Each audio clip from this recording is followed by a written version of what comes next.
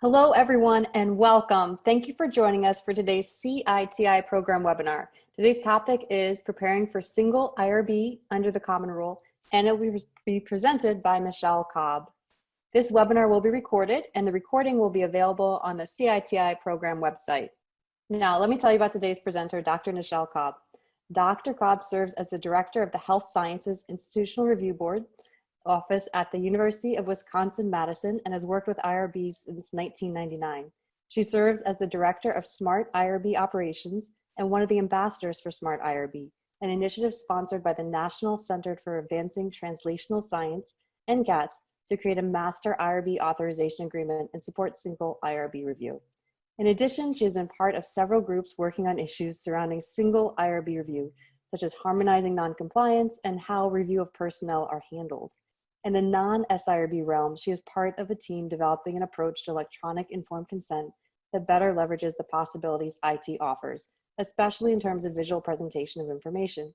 Nichelle acts as a site visitor for the Association for the Accreditation of Human Research Protection Programs, AHRP, and is an active member of PRIMER.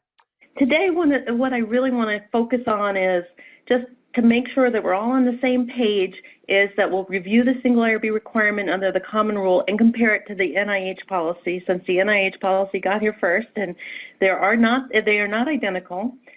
Talk about reliance agreements between relying institutions and reviewing IRBs. Talk about considerations related to local context when using a single IRB, because this is causing many institutions quite some challenges.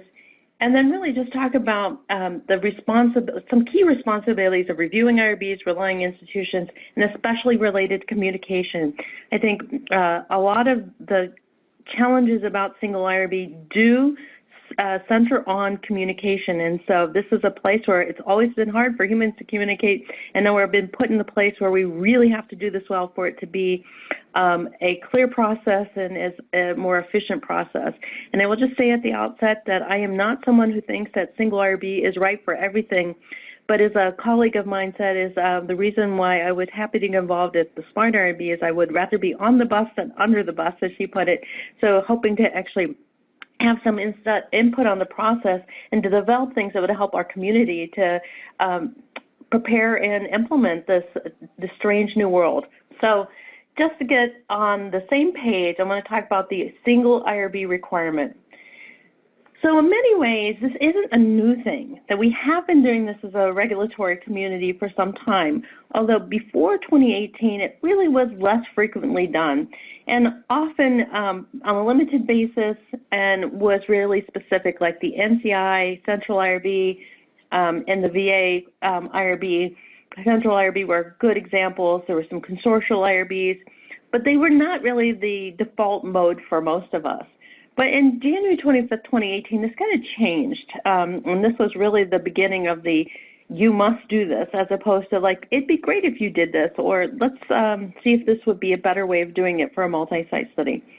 So January 25th, 2018 was when the National Institutes of Health single IRB policy went into effect, which was requiring single IRB review for most of the research that it supported or that it conducted, its agencies conducted, or its institutes conducted. And then in 2020, January 20th, 2020, a date that will go down in infamy, I'm sure, we now have the second expectation that, so the single IRB requirement in the new Common Rule is outlined in section 46.114, the cooperative research section. And that states that this applies to cooperative research and defines cooperative research as projects covered by the Common Rule that involve more than one institution and that occur in the United States. It's a pretty vague definition.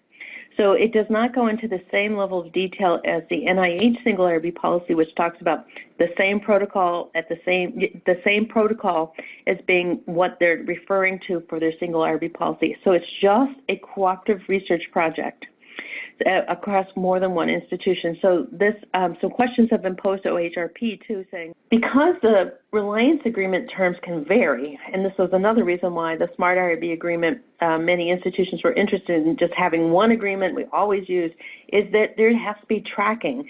both tracking of what are the terms of agreement, and I know that at my institution, when we were signing different agreements, we'd have to remember, okay, this study is under this agreement, so who reports what, what's the time frame for reporting, what do we have to give the reviewing IRB, what do they need to give us?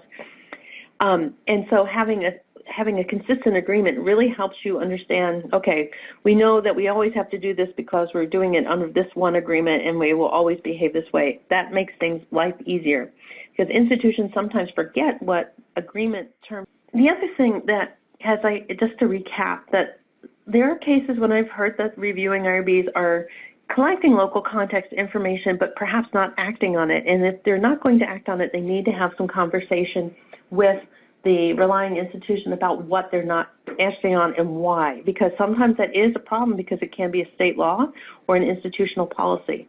On the other hand, sometimes relying institutions really have to be more flexible.